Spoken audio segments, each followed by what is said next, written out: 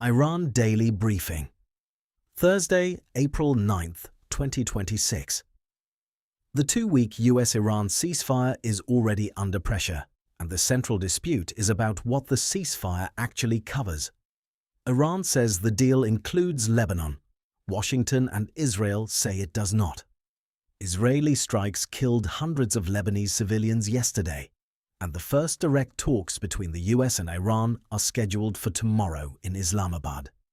That contradiction, ceasefire announced, strikes continuing, talks imminent, is the story driving everything today. As we covered earlier this week, the US-Iran ceasefire came after 5.5 weeks of war, just before Trump's deadline for Iran to comply with his demands. Iran's Supreme National Security Council accepted a 2-week truce mediated by Pakistan. Markets responded immediately. Oil prices fell sharply following the ceasefire announcement. Separately, Tehran closed the Strait of Hormuz again, but the ceasefire has not produced quiet. Within hours, Israeli strikes hit Lebanon on a scale that Lebanese authorities describe as the deadliest single day of the Israel-Hezbollah war. Iran says those strikes violate the deal. Washington says Lebanon was never in it. That dispute is now the central fault line, and it will shape what happens when delegations meet in Islamabad tomorrow. Today's episode covers the Lebanon dispute and what it means for the ceasefire, the peace framework both sides have put on the table, the release of 2 French nationals held in Iran for more than 3 years, a significant phone call between Saudi Arabia and Iran, and what to watch in the next 48 hours. The ceasefire between the United States and Iran is 2 weeks long. The diplomacy to turn it into something permanent has barely begun, and it is already being tested by events in Lebanon. Here is the core dispute. Iranian officials stated that the ceasefire deal was meant to include Lebanon. Both Israel and Washington say it does not. US Vice President J.D. Vance said Iran had a, his words, legitimate misunderstanding about Lebanon's inclusion. He also said Iran would be dumb to let ceasefire talks collapse over the question. That framing, legitimate misunderstanding, not bad faith, is notable. It leaves room for the parties to step back from a confrontation without either side formally conceding the point. What makes the dispute harder to contain is what happened on the ground. Lebanese authorities reported between 182 and 254 people killed in Israeli strikes on Wednesday. The figures vary by source, with Lebanon's Civil Defense Service reporting 254 and other authorities reporting 182. Hundreds more were wounded. The strikes hit the southern suburbs of Beirut, southern Lebanon, and the eastern Bekaa Valley. Lebanon declared a national day of mourning. UN Human Rights Chief Volker Turk described the attacks as horrific, given that they came so soon after a ceasefire. French Foreign Minister Jean-Noël Barrot called the strikes unacceptable and warned they could undermine the fragile US-Iran truce. French President Emmanuel Macron said on Tuesday that he urged the leaders of both Iran and the United States to respect the ceasefire in Lebanon and across all areas of confrontation. Tehran threatened renewed hostilities as the strikes continued.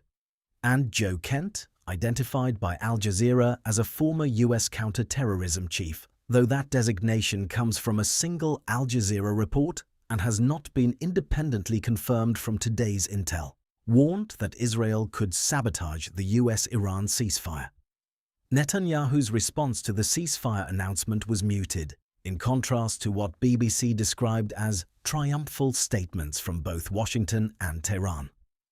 France 24's Noga Tarnopolsky, reporting from Jerusalem, noted that Netanyahu failed to address the fact that Israel had not achieved any of its stated war goals against Iran. Those goals, as Tarnopolsky reported them, included regime change, destruction of Iran's ability to produce and launch ballistic missiles, and elimination of the nuclear threat. That gap between stated goals and what the ceasefire actually delivers is the subtext behind Israel's continued operations. It does not resolve the question of what the ceasefire covers. but it explains why Israel has not embraced it. On the US side, Trump stated that any peace deal would not allow nuclear enrichment in Iran and would need to keep the Strait of Hormuz open.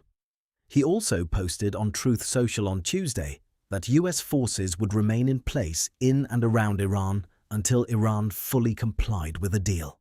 And he met NATO Secretary General Rutte, expressing disappointment that NATO member states had not backed the war on Iran, lashing out at European partners for declining to contribute military forces.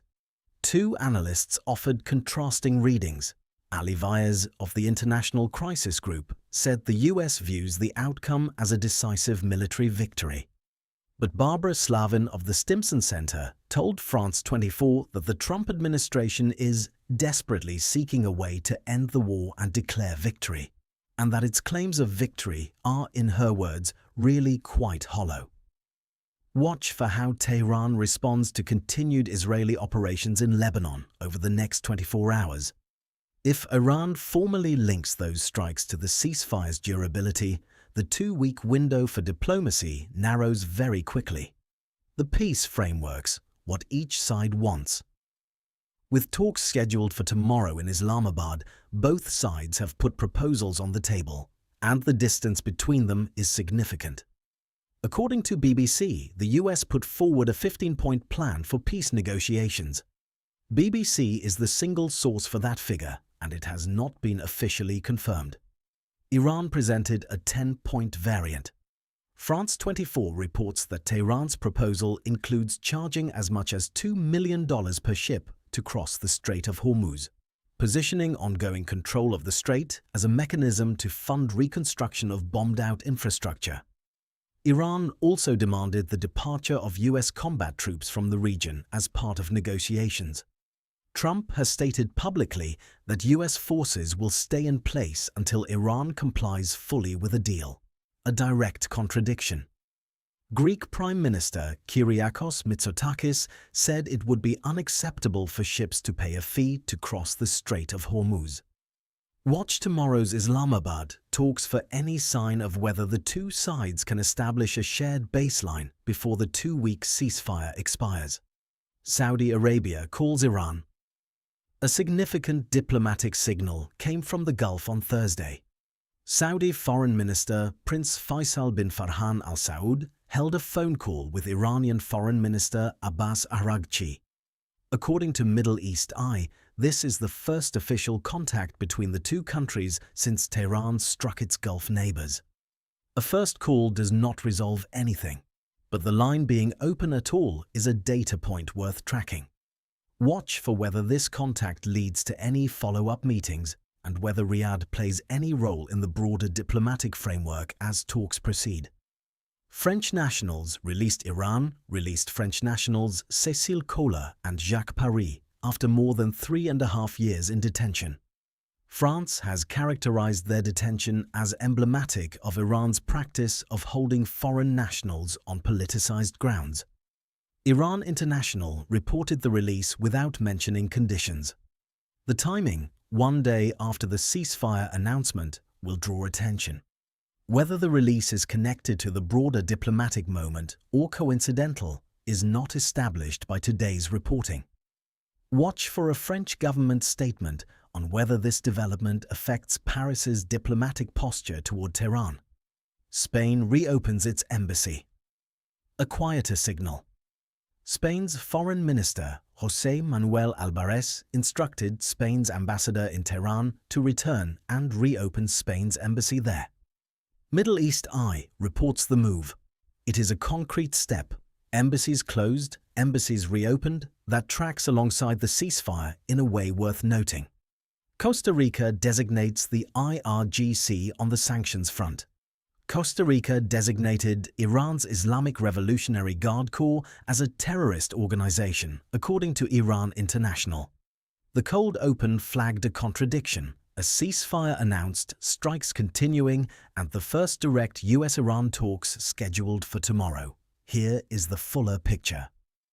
Iran's Supreme National Security Council accepted a 2-week truce mediated by Pakistan. Iran's ambassador to Pakistan, Reza Amiri Moghadam, announced on Thursday that an Iranian delegation would arrive in Islamabad that night ahead of tomorrow's talks, the first direct talks between the two sides. At the same time, air defense systems were activated in Tehran and parts of Albos province less than 24 hours after the ceasefire was announced. Pro-government demonstrators gathered on the streets of Tehran following the announcement. And Iran closed the Strait of Hormuz again, per France 24, following the ceasefire announcement, despite having stated it would reopen the strait as part of the agreement. The ceasefire exists, so does the strait closure. So do the Israeli strikes on Lebanon, so do tomorrow's scheduled talks. All of it is simultaneously true. Tomorrow, April 10th, Islamabad talks. This is the most significant event to watch. US and Iranian delegations are scheduled to meet in Islamabad for the first direct talks of this conflict. Iran's ambassador to Pakistan confirmed Thursday that an Iranian delegation would arrive that night. Watch for whether the talks begin as scheduled, who leads each delegation, and whether Lebanon is formally on the agenda. The Lebanon dispute. Iranian officials have said the ceasefire covers Lebanon. Washington says it does not. If Israeli strikes continue and Iran escalates its response, the two-week truce could be tested before the Islamabad talks produce anything. French and European pressure on Israel to halt strikes adds a diplomatic layer, but no mechanism to enforce it has been reported. The Strait of Hormuz. Iran stated it would reopen the strait as part of the ceasefire. Iran then closed it again.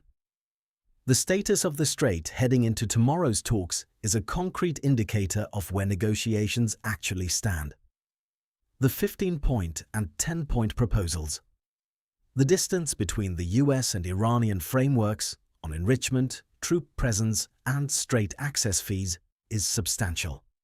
Watch for any reporting from Islamabad on whether the two sides are working from a common text or still trading separate proposals. Trump's deadline and force posture. Trump has stated US forces remain in place until Iran fully complies. That posture, combined with tomorrow's talks, creates a specific dynamic. Negotiations under the shadow of forces that haven't moved. Today's briefing covered the dispute over whether the US-Iran ceasefire includes Lebanon. Israeli strikes that killed hundreds of Lebanese civilians. The first direct US-Iran talks scheduled for tomorrow in Islamabad. The peace frameworks both sides have put forward.